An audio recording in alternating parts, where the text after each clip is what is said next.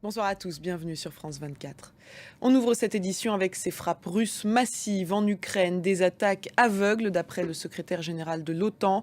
Au moins 11 personnes ont été tuées et 89 blessées.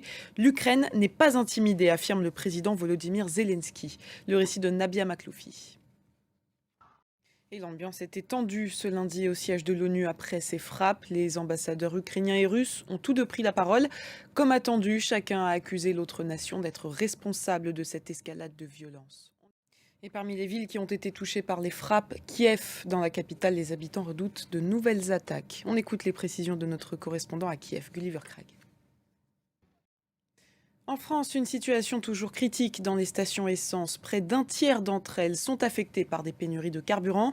La CGT a reconduit son mouvement de grève dans les raffineries, au moins jusqu'à ce mardi. Un bilan encore provisoire au Venezuela après des glissements de terrain ces derniers jours. Au moins 36 personnes ont perdu la vie dans la ville de Las Tejerías. L'ouverture d'un procès en correctionnel tant attendu à Paris, celui du crash Rio-Paris survenu en 2009.